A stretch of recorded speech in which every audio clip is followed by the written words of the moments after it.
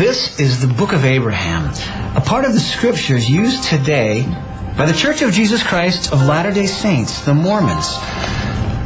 But where did this book come from? Joseph Smith, founder of the Mormon Church, claimed to translate it from an ancient Egyptian scroll he purchased from a traveling antiquities dealer in 1835. Smith claimed the scroll contained a lost book of Abraham, an original text nearly 4,000 years old. At the time in America, no one could read ancient Egyptian, but today, Egyptologists know exactly what it says. So what was this ancient scroll? Was it a lost book of Abraham, or was it something else? Stay tuned and find out for yourself.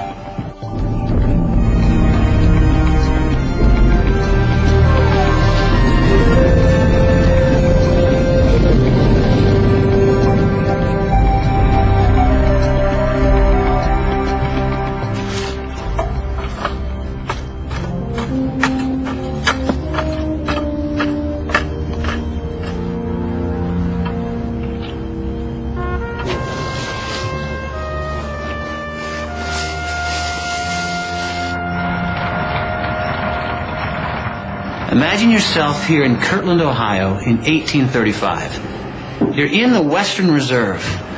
The people are farmers, blacksmiths, and millers, and about 25% are part of a fledgling community known as the Church of Jesus Christ of Latter-day Saints, the Mormons. Joseph Smith and his followers came to Kirtland in early 1831. And though the people are poor, they've begun construction on an elaborate new temple. Joseph was a young man, but he was able to inspire people, generate enthusiasm, and raise money. The temple was expensive and took a great sacrifice on the part of the people to build. But now Joseph needs to raise some more money. And what he wants to buy may surprise you.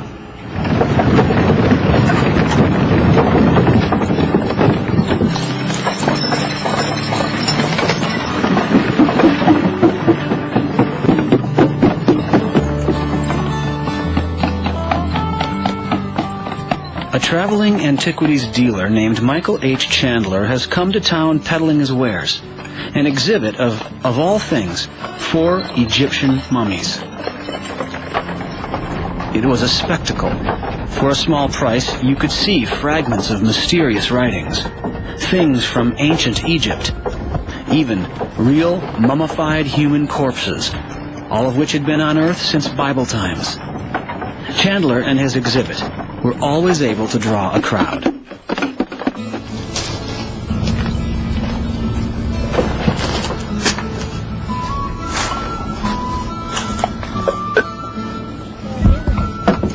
The 4 mummies were the main drawing card, but several prominent Brethren of the Mormon Church became even more intrigued by the scrolls with mysterious ancient writing, Egyptian writing. 5 years earlier, Joseph Smith, their prophet and leader, had published the Book of Mormon, a remarkable work in that Joseph said he had not actually authored the book, but rather he had translated it from the records of an ancient pre-Columbian civilization. Joseph said an angel appeared to him, an angel named Moroni, who presented Joseph with a set of gold plates. The plates were said to have been inscribed with a mysterious language called Reformed Egyptian. The story is that Joseph Smith translated the gold plates by the gift and power of God. But Joseph said he was required to return the plates to the angel after completing his translation, so they are not available for independent examination. When the Book of Mormon was published in 1830, it established Joseph Smith as a prophet and seer in the eyes of his followers. Joseph had brought forth 1 volume of lost scripture, and they believed God would use him to restore other lost scriptures. One of the original appeals, I think, of early Mormonism was Joseph Smith's claim to be a prophet, seer, and revelator. He had promised that the Lord was opening up the bowels of the earth and bringing forth ancient scriptures, and would continue to do so because we were living in the last days of the earth. When Michael Chandler arrived in Kirtland with ancient papyrus scrolls covered with mysterious, unknown writings, the saints wondered if their prophet could decipher these records. What happened was the enthusiasm was there for the members of the church to think that these things had tremendous value, that the Lord indeed was bringing to the prophet Joseph Smith these documents for him to translate. Joseph said that he could indeed decipher these scrolls. In fact, he said these were more than just ancient Egyptian artifacts. These were none other than the writings of Abraham and Joseph, famous figures from the Old Testament of the Bible. If this were true, these scrolls would be an unprecedented and momentous discovery, a preservation of writings from 2,000 years before Christ. But what were they really? Stay tuned as we investigate a remarkable Mormon claim, the rediscovery of a lost book of Abraham.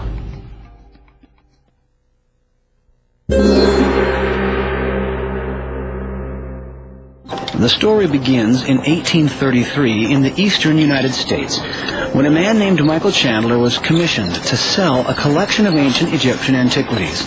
The collection included 11 mummies, 2 papyrus scrolls, and several scroll fragments. The artifacts had originally been exhumed by a tomb raider named Antonio Lobolo in the early 1820s from a burial site along the banks of the Nile River near the Egyptian city of Thebes. After Lobolo's death, his estate shipped the artifacts to New York City, hoping they could be sold for a profit.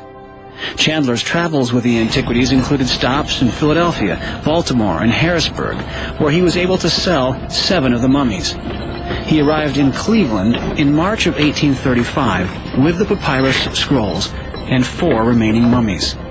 An article in the Cleveland Advertiser newspaper of March 26, 1835, noted Chandler's interest in selling his remaining artifacts. The exhibitor permits as free an examination of them as is consistent with their preservation. Specimens of the ancient method of writing on papyrus found with the mummies are also shown by Mr. Chandler, whose intelligent conversation adds much to the interest of the exhibition. The collection is offered for sale by the proprietor. Cleveland Advertiser, March 26, 1835. Michael Chandler was apparently acting as an agent for several businessmen in Philadelphia. And apparently the arrangement was that he was supposed to display and sell these antiquities as he displayed them and keep a small commission for himself and send the remainder of the money back to the businessmen in Philadelphia. Once he was out on the road, he apparently lost contact with his businessmen and was dispensing of these antiquities as he went and keeping the entire profit for himself. He had heard about Joseph Smith, the Mormon prophet, and his abilities to translate languages, and so he wended his way to Kirtland, Ohio, and arrived there in July of 1835. Chandler's arrival in Kirtland was described at the time by William W. Phelps, a member of the Mormon community, in a letter to his wife. 4 Egyptian mummies were brought here. There were 2 papyrus rolls besides some other ancient Egyptian writings with them.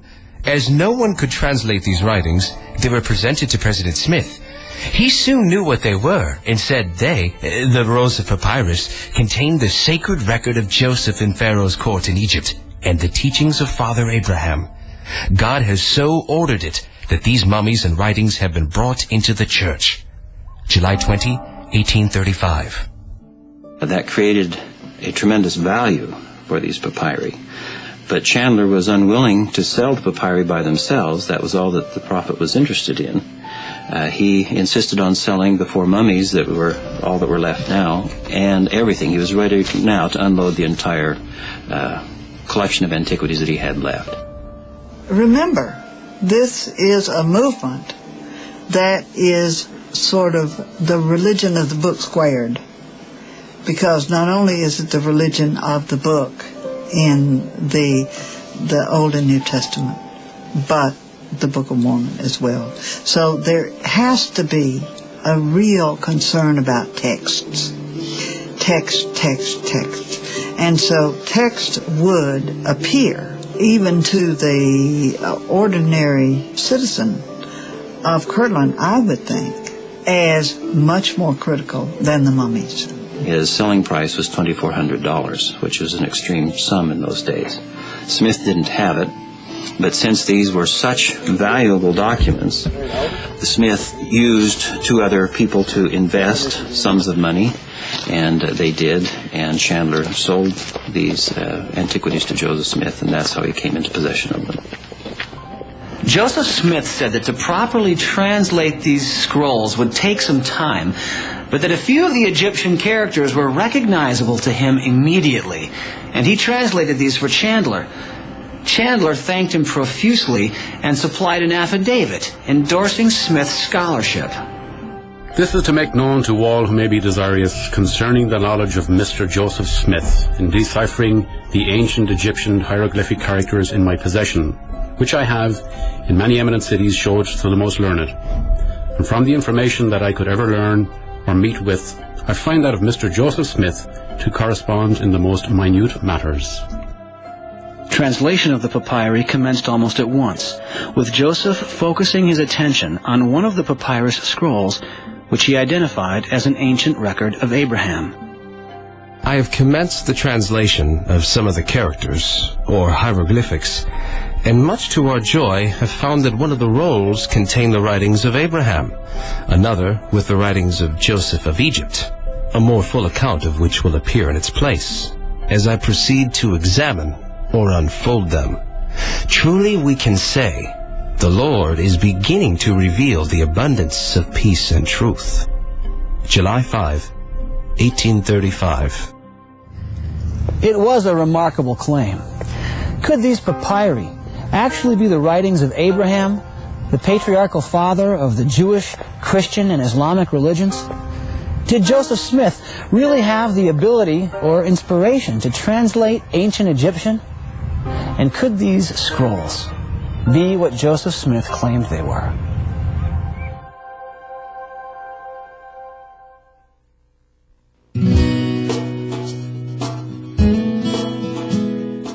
In the weeks immediately after purchasing the scrolls, Joseph threw himself enthusiastically into the task of translation.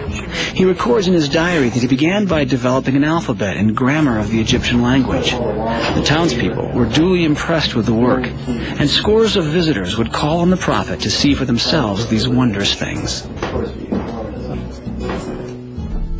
I was continually engaged in translating an alphabet of the Book of Abraham and arranging a grammar of the Egyptian language as practiced by the ancients.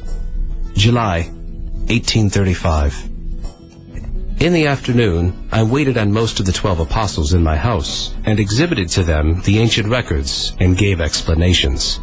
This day passed off with the blessing of the Lord. October 3, 1835. In 1835 in America, there was no one who could read ancient Egyptian. All knowledge of the language had been lost for centuries. Only recently had the French scholar Jean-Francois Champollion made a breakthrough in deciphering the ancient Egyptian language. The Rosetta Stone, a trilingual inscription in Greek, Egyptian hieroglyphic, and Demotic, was the key which allowed Champollion to unlock ancient Egyptian. But his work was far away from the pioneers of rural Ohio. In the 1840s in the United States, the ancient Egyptian language was virtually unknown. It had only been deciphered beginning in 1822, and that knowledge simply had not crossed the Atlantic, so that almost any interpretation given to an Egyptian document in 1842 or 45 or 50 or even 1860 would have been believable to a general audience who would have no way of comparing it with the actual truth. But in his diary, Joseph Smith confidently records doing what no scholar in America in his day could do, translating ancient Egyptian scrolls. This afternoon, I labored on the Egyptian alphabet, in company with brothers Oliver Cowdery and W.W. Phelps. And during the research, the principles of astronomy, as understood by Father Abraham and the ancients, unfolded to our understanding, the particulars of which will appear hereafter. October 1, 1835. This afternoon, I recommenced translating from the ancient records. October 7, 1835. I returned home and spent the day in translating the Egyptian records. A warm and pleasant day. November 19, 1835. spent the forenoon instructing those that called to inquire concerning the things of God in the last days. And in the afternoon, we translated some of the Egyptian records. November 24, 1835. Spent the day translating. November 25, 1835. At home, we spent the day in transcribing Egyptian characters from the papyrus. I'm severely afflicted with a cold. November 26, 1835.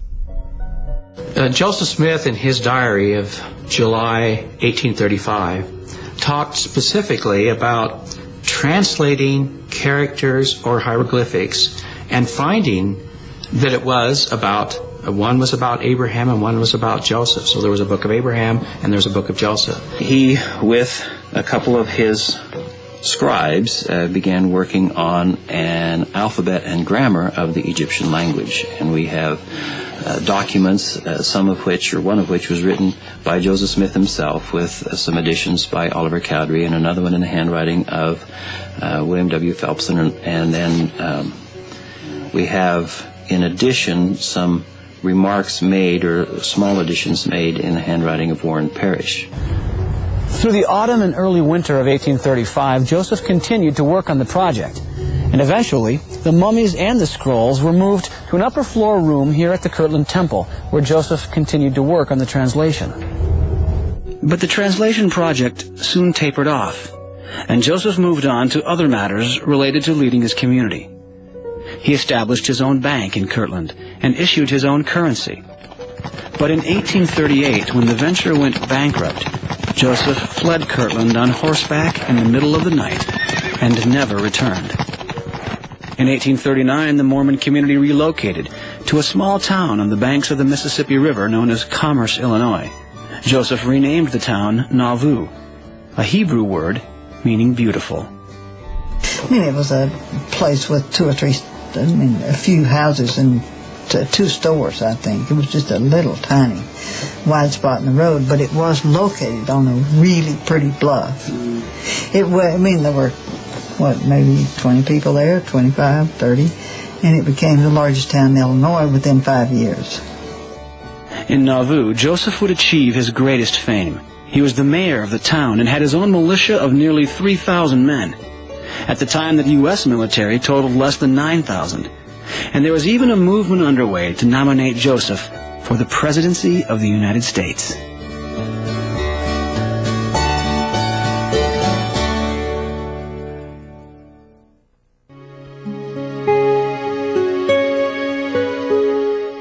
It was in Nauvoo that Joseph finally published his translation of the Abraham Scroll.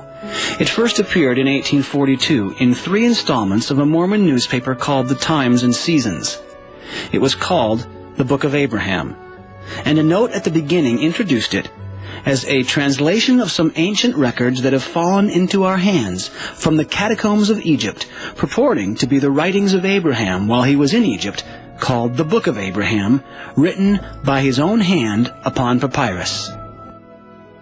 Today, the Book of Abraham is included in a volume of Mormon scripture called the Pearl of Great Price. It is considered inspired scripture by the Church of Jesus Christ of Latter-day Saints, of equal authority to the Bible. The Book of Abraham includes a creation story, but it's dramatically different than the biblical creation story found in the book of Genesis.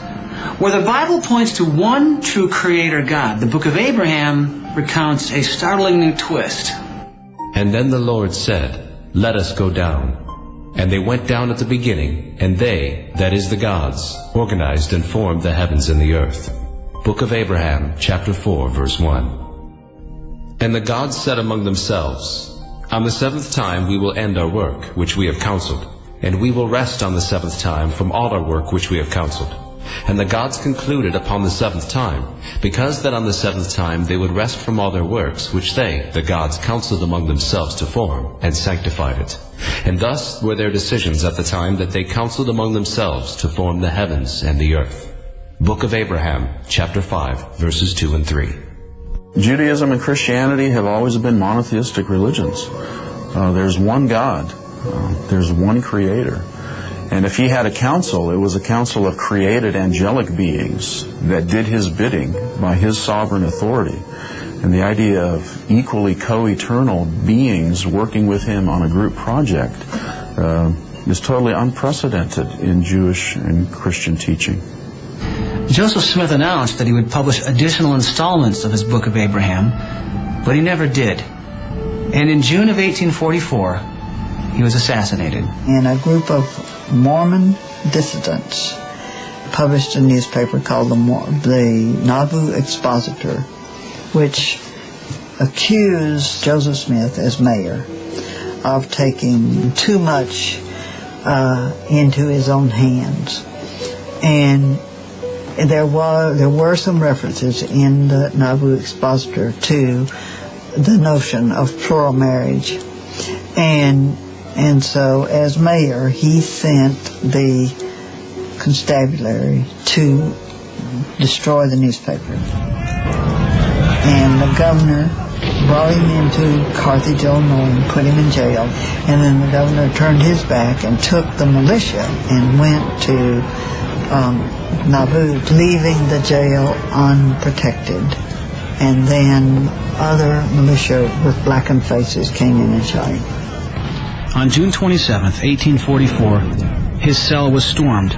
Joseph was shot, and as he fell from a second-floor window, he was fired upon numerous times. No one was ever convicted for his brutal murder.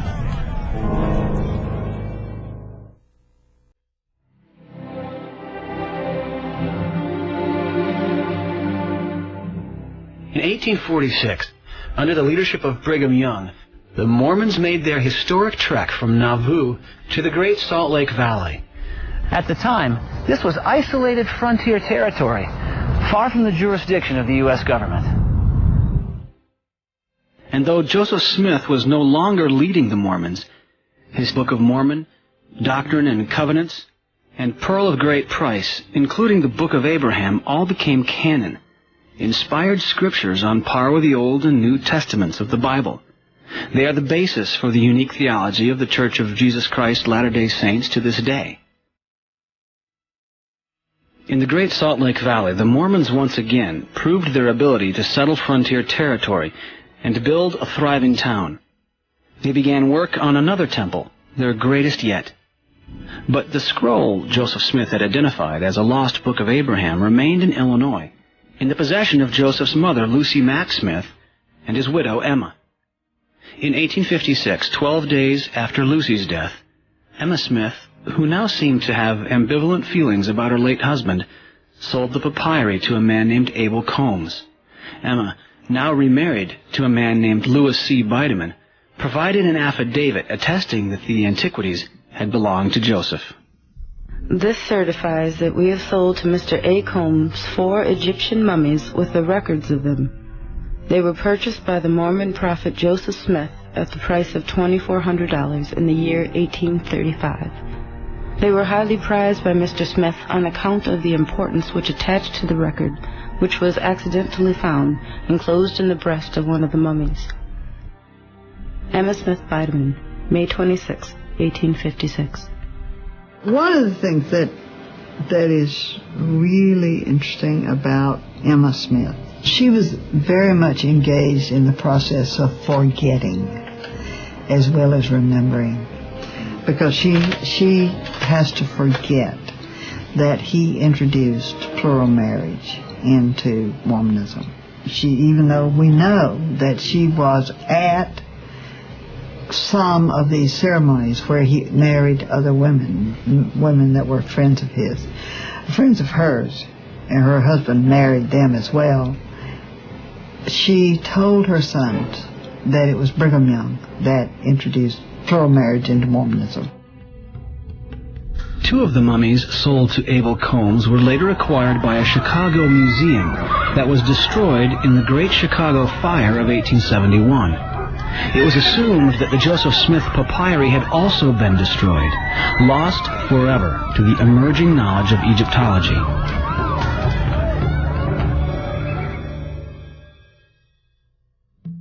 From early on, non-Mormons were dubious of Joseph's claim to have recovered a book written by Abraham 2,000 years before Christ and lost for nearly 4,000 years. A man named William West, who visited the Mormons in Kirtland and viewed Joseph Smith's Egyptian scrolls, expressed his doubts in an 1837 pamphlet. Is it possible that a record written by Abraham containing the most important revelations that God ever gave to man should be entirely lost by the tenacious Israelites and preserved by the unbelieving Egyptians, and by them embalmed and deposited in the catacombs with an Egyptian priest? I venture to say no. It is not possible. It is more likely that the records are Egyptian. In 1859, a French Egyptologist named Théodule de Verrier provided the first scholarly evaluation of the Book of Abraham. The focus of de Verrier's critique was 3 illustrations, or facsimiles, that Joseph Smith copied from the Egyptian scrolls and published as part of his Book of Abraham. Below each of the facsimiles, Joseph provided his explanations of their meanings. According to Joseph, facsimile 1 depicts an idolatrous priest about to slay Abraham on an altar. The scene is specifically referred to in the text of the book itself. And it came to pass that the priests laid violence upon me, that they might slay me also, as they did those virgins upon this altar. And that you may have a knowledge of this altar, I will refer you to the representation at the commencement of this record. Book of Abraham, chapter 1, verse 12. But de Verrier noticed that there was something wrong with the pictures. They closely resembled scenes he had come across numerous times in common Egyptian burial documents. But Smith, according to de Verrier, had completely misidentified the characters and the scenes. In facsimile 1, Smith labeled the standing figure on the left as a priest, knife in hand, attempting to slay Abraham. In reality, said de Verrier, this is the Egyptian god Anubis, assisting the resurrection of a deceased Egyptian. Anubis was also drawn incorrectly. He should have been pictured with the head of a jackal, not the head of a man. The god Anubis, who should have a jackal's head, effecting the resurrection of Osiris. Théodule de Verrier, 1859. You would never imagine, as an Egyptologist, that the god, the black god on the left of this scene, had anything but a jackal's head. That's just normal. Joseph Smith had explained another of the illustrations in the Book of Abraham, called facsimile 3, as Abraham seated on Pharaoh's throne, lecturing the royal court on matters of astronomy. But again, de Verrier said Joseph's explanation was completely wrong. Facsimile 3 was also a rendition of a common scene from Egyptian burial documents, depicting a deceased man being led into the presence of Osiris, the Egyptian god of the underworld. The deceased led by Mat into the presence of Osiris. His name is Horus, as may be seen in the prayer which is addressed to the divinities of the 4 cardinal points. Théodule de Verrier, 1859. Joseph said the characters above the man's hand identify him as Shulam. In actuality, the hieroglyphics give his name, Horus. There is no mention of Shulam at all. De Verrier's initial analysis of facsimile 3 is accurate. It is the result of the judgment scene in which the deceased Horus is being brought into the presence of Osiris. In the year 1912, Franklin S. Spaulding, the Episcopal Bishop of Utah, brought a new round of scrutiny to the Book of Abraham when he asked 8 noted scholars of Egyptology to evaluate the 3 facsimiles. To a man, they agreed that Joseph's explanations were erroneous. It is difficult to deal seriously with Joseph Smith's imputed fraud. Smith has turned the goddess Isis into a king, and Osiris into Abraham. A.H. Sayce, Oxford University. These 3 facsimiles of Egyptian documents in the Pearl of Great Price depict the most common objects in the mortuary religion of Egypt. Joseph Smith's interpretation of them as part of a unique revelation through Abraham, therefore, very clearly demonstrates that he was totally unacquainted with the significance of these documents and absolutely ignorant of the simplest facts of Egyptian writing and civilization. Dr. James H. Breasted, University of Chicago. The Egyptian papyrus, which Smith declared to be the Book of Abraham, and translated or explained in his fantastical way, and of which 3 specimens are published in the Pearl of Great Price, of parts of the well-known Book of the Dead. And although the reproductions are very bad, one can easily recognize these familiar scenes. Dr. Eduard Meyer, University of Berlin. The New York Times took note of Spaulding's findings and issued a blistering 2-page exposé on the Book of Abraham in its December 29, 1912 edition. The Mormon Church could not remain silent in the face of this withering attack on the credibility of Joseph Smith and the Book of Abraham. It offered assurances to the faithful in a 1913 article in its monthly magazine, The Improvement Era. The author, Professor John Henry Evans, argued that it wasn't fair to judge the credibility of Joseph's book by only reviewing the reproduced facsimiles. Evans insisted that to do any reasonable critique would require access to the original documents themselves. Now, as a matter of fact, the hieroglyphics submitted to the scholars constitute less than 1/7 the Book of Abraham, and that only an accompaniment of the text.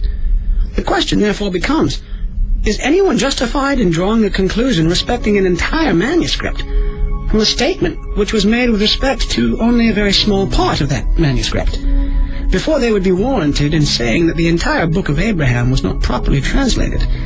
They would have to examine the original papyrus, or a copy of it. John Henry Evans, Improvement Era, February 1913.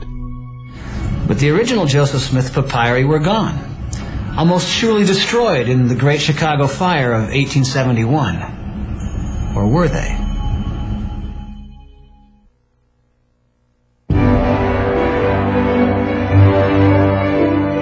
But in the spring of 1966, a dramatic discovery was made right here in New York at the Metropolitan Museum of Art. Dr. Aziz Atiyah, a professor of Arabic Studies from the University of Utah, was here doing research when he was approached by the curator of the museum's Department of Egyptian Antiquities, Dr. Henry G. Fisher. Fisher made a startling announcement.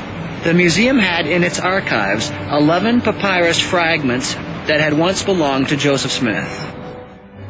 Fisher didn't know how the Mormon church leaders would respond to this news, and he was looking for an intermediary.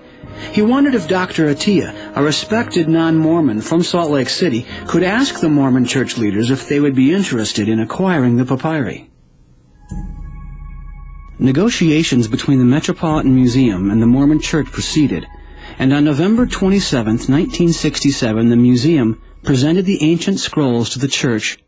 An article in the Deseret News of Salt Lake City announced the gift of 11 papyrus fragments, long believed to have been destroyed in the Chicago Fire of 1871.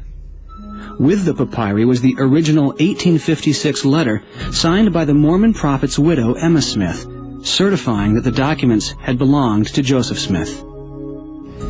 But did these 11 papyrus fragments include the scroll Joseph identified as a lost Book of Abraham? If so, there would finally be an opportunity to vindicate his miraculous claim of discovering and translating a document from the father of Judaism, Christianity, and Islam. Of course, there was also the possibility of undermining that claim. The saints waited expectantly and held their breath.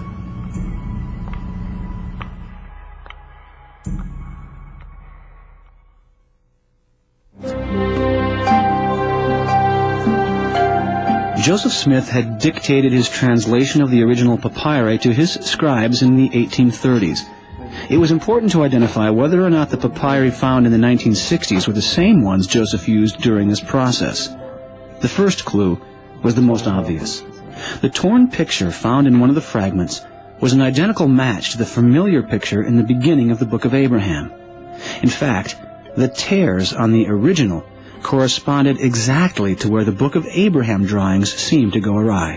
When you have the modern state of the papyrus today in front of you today, or the photographs of it or whatever, and you compare it with the facsimile number 1, you can see that where facsimile number 1 starts to become un-Egyptological, or unexpected from an Egyptological point of view, is pretty much along the line of the present break or destruction of the papyrus. So there's every reason from that point of view to believe that the present condition of the papyrus itself is as it was in the time of Joseph Smith. If you took a painting of Madonna and Child and you tore off the heads of both figures and you replaced them with a dog and a cat, it would be as obvious to us now that this was wrong as the replacing of clearly a jackal head with a human head on this Egyptian piece, because we know what these images actually look like. In the same way, we know that those figures would never, under any circumstance, hold a knife.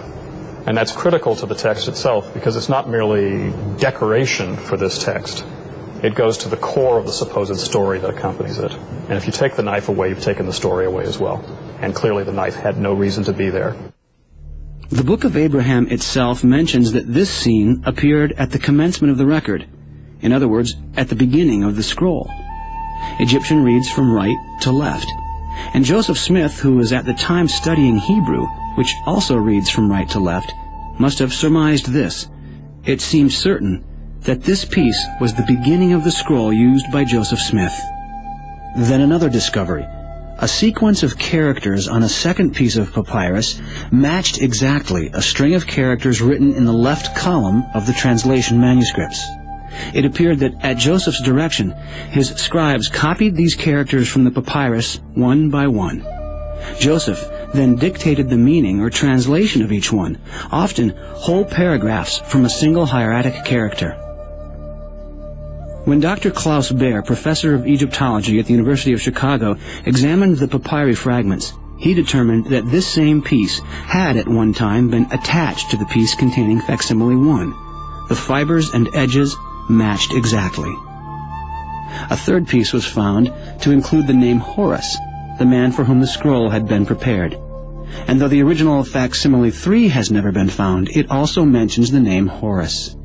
Together, these 4 pieces form virtually the entire scroll in its original form.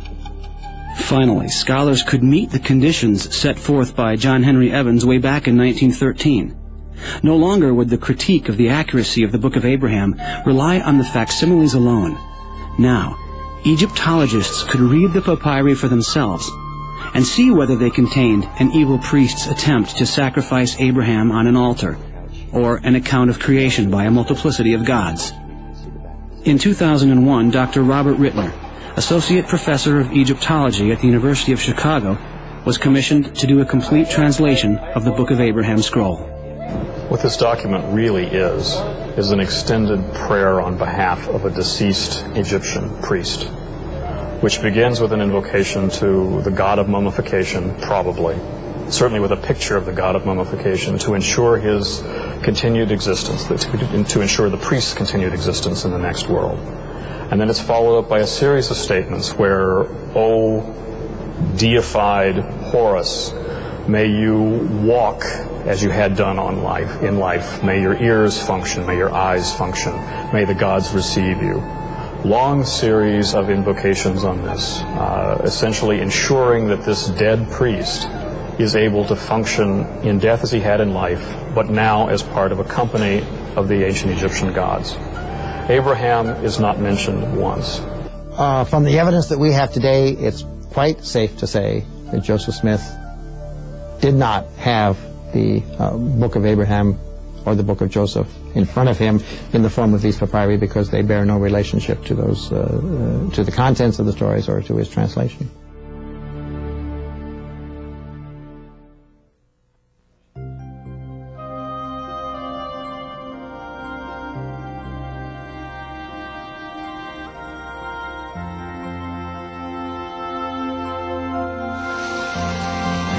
We wanted to get an official Mormon explanation of how the church today understands the Book of Abraham. However, the Church of Jesus Christ of Latter-day Saints declined our request for an interview. Michael Purdy of the church's Public Affairs Department did refer us to this book by Mormon scholar John Gee. Dr. Gee puts forth the position that other than the original of Facsimile 1, the papyrus fragments given to the church in 1967 were not the portion of the papyri that contained the text of the Book of Abraham. He claims the scroll Joseph used was originally 10 feet long, and that there was a large section that is now missing, which may have contained the lost book. There's certainly no reason that this particular Book of Breathing scroll should be expanded much beyond the surviving length. I've now read the entire document from the beginning to the end and made out what one could make out on the poor copy of the final vignette. The most that is missing from this text is simply 2 columns worth of Egyptian hieratic and possibly a small vignette. But other than that, there would be nothing more that would inflate its length much beyond its current size. It is both unprecedented and unreasonable to assume that an intrusive text about a completely different matter, a narrative history of Abraham and his descendants, would have been inserted into a document whose beginning, middle, and end is devoted specifically to the resurrection of an Egyptian priest. It would disrupt the document. It would have nothing to do with its content. It would be unprecedented. No other document would have such a thing. And the narrative style of the Book of Abraham does not correspond to Egyptian verbiage. It's not the kind of thing Egyptians would say. They wouldn't say it in that way. And it certainly would never appear in such a context as this. It couldn't possibly be more out of place. Another Mormon scholar, Michael D. Rhodes of Brigham Young University, writing in the Encyclopedia of Mormonism, argues that Joseph Smith may have received the Book of Abraham by direct revelation from God, and only used the papyri to illustrate what he learned from revelation. Rhodes writes, "When studying the Egyptian papyri purchased from Michael Chandler, Joseph Smith sought revelation from the Lord concerning them, and received in that process the Book of Abraham. He might then have searched through the papyri in his possession to find illustrations similar to those he had learned by revelation." Nowadays, it's kind of popular to say, well, Joseph Smith didn't claim to be translating. He just saw these illustrations and then was inspired with the text of the Book of Abraham.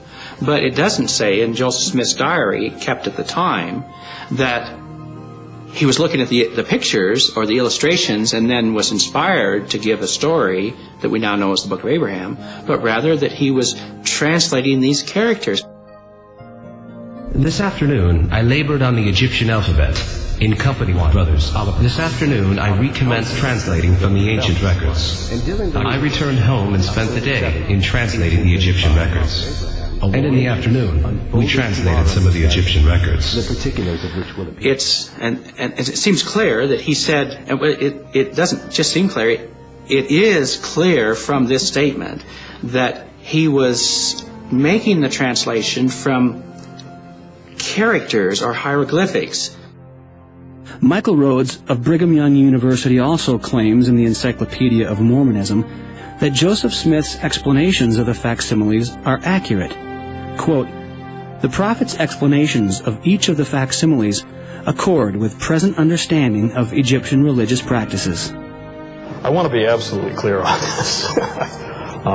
There simply is no justification for the kind of interpretations that appear in facsimile 1 or facsimile 3.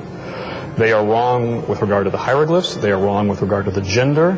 They are wrong with regard to the understanding of what the scene actually represents. And where they are used in the body of the text, they are wrong there as well. In short, there is no historical validity for the interpretations in that book. None whatsoever. You cannot find outside discussion of this particular set of facsimiles any Egyptologist who would be discussing it in this way. But the thing about that's interesting is none of those theories in the church existed.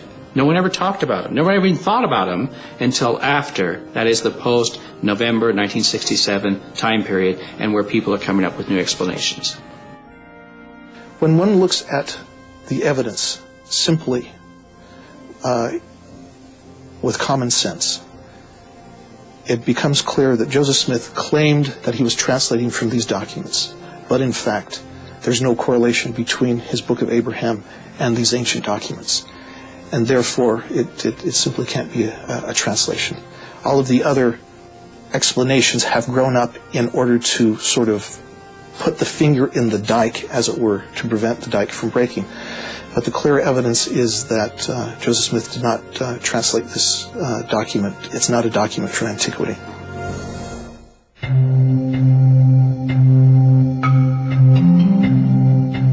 The Foundation for Ancient Research and Mormon Studies, FARMS, here at Brigham Young University, specializes in the defense of the Mormon Scriptures. We wanted to interview their experts about the Book of Abraham, but they did not respond to our repeated requests for an interview. Since we couldn't get an official response from the Mormon Church leadership, we went to find out how rank-and-file members of the church feel about the Book of Abraham today. The Book of Abraham makes no illusions that it's some kind of allegorical scripture. It clearly states that it is written from Abraham, by Abraham, and in the perspective of Abraham's life and times. From what I understand, the Book of Abraham is writings written by the prophet Abraham in his time, and that it was recovered by Joseph Smith and then later translated. That's how I interpret it. That's how I believe it to be, that Joseph Smith, called as a prophet when he was instructed to translate. And in this case, the Book of Abraham were, direct words from Abraham, translated by the prophet Joseph Smith, so that we could gain knowledge from that we didn't previously have. The Book of Abraham, we believe, is the story of Abraham. Again, just a few chapters, only 5 chapters, which, interestingly enough, although it shares some insights about Abraham, it actually is the only source in all 4 of the standard works that really delves into some key doctrines that become pivotal to the LDS faith. Chief of these is the concept of the preexistence and the nature of man and our relationship to God. Many of these things, of course, are hinted at in other of the standard works, but I would say the Book of Abraham nails it the best and makes it the clearest and is most easily understood. I know that there is a lot of evidence both ways, that can go both ways, as there is about a lot of things about cancer research. This causes cancer, this doesn't. And I know that it can be confusing. But I think that what it boils down to is asking God for yourself and praying about it and studying it out, because that's what Heavenly Father wants us to do, is not merely for us to ask, but to study it out and to work and show Him that we really want to know. I don't know the history of how the Book of the Book of Abraham came into the hands of Joseph Smith. All I know is that we believe, and I believe, that he was called to be a prophet in the latter days, and that if the Lord wanted him to have that information and translate it and put it into Scripture for our day, then that's what he wanted him to do. Well, I think you should always question. I don't think God expects us not to question. Yes, we should question and eventually, ultimately, question God, but also do our own research, because God gave us our minds for a reason, and come to some conclusions and ask Him, hey, I think this, am I right? And He does answer us. I know He does, so.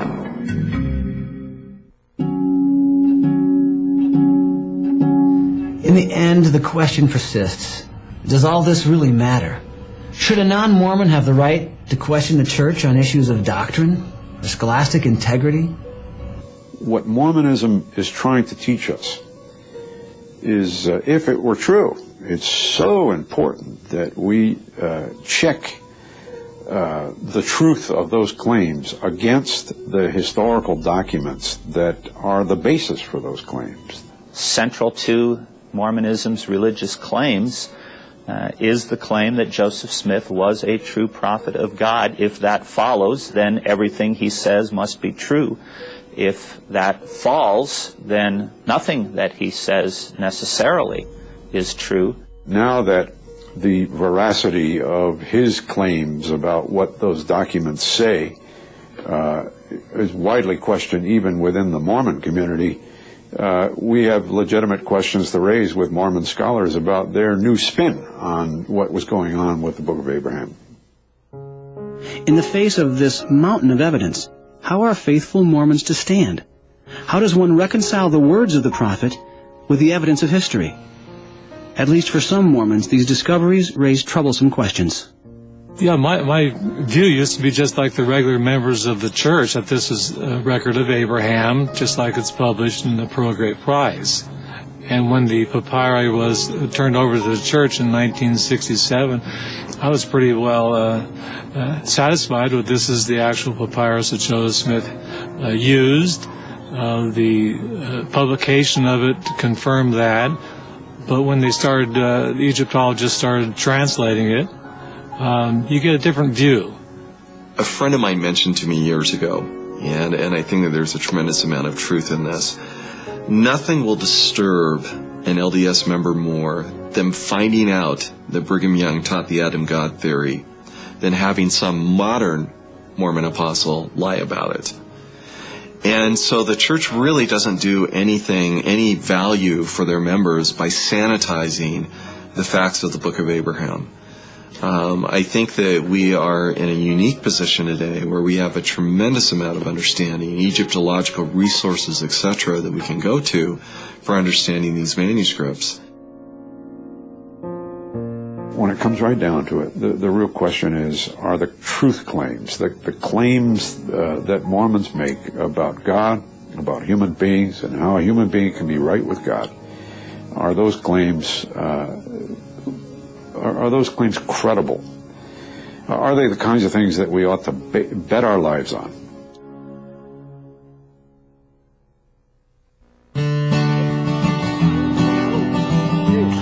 Gary and Sarah Webb live in Draper, Utah with their 2 young children. Both were lifelong members of the Mormon Church. Gary was heading into his senior year at BYU when he came to a life-changing conclusion. I even remember the spot. When I came to the conclusion that the faith of my childhood was untrue. I remember I was outside just sitting on a lawn in the summertime reading the book about the Book of Abraham, and the evidence was so overwhelming. There was no place for doubt, or that this is anti-Mormon, or this is just something somebody fudged together. It was very clear and well documented. It really became the final straw for me, and I realized that I wasn't going to spend the rest of my life pretending to believe something that wasn't true. And I think I realized that I was going to have to make some changes that were not going to be easy.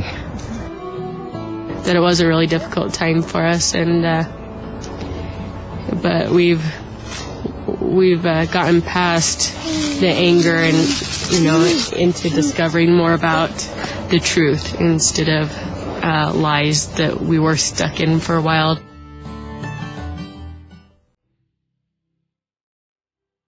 While Gary and Sarah have left the Mormon Church, they have not left faith altogether. Yeah, Sarah and I have some friends who have left the LDS Church and have basically given up any faith that they have at all in any kind of belief in God. And that's kind of sad for us, because although it's easy to understand, because once you put your faith and trust in something for so long, and then you find out that that your beliefs are not verified, but rather that they're unfounded, it can make it difficult to trust again, and that's kind of like throwing out the baby with the bathwater in saying, well, if the LDS Church isn't true, then the Bible isn't true, and there's no Jesus Christ and no God, and all these things are not one and the same. So.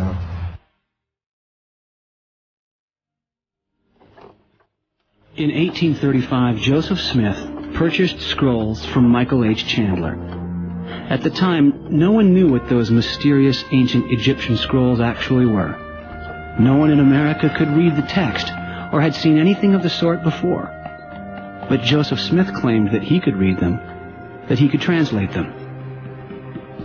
I have commenced the translation of some of the characters or hieroglyphics, and much to our joy, have found that one of the rolls contained the writings of Abraham. One of the rolls contained the writings of Abraham.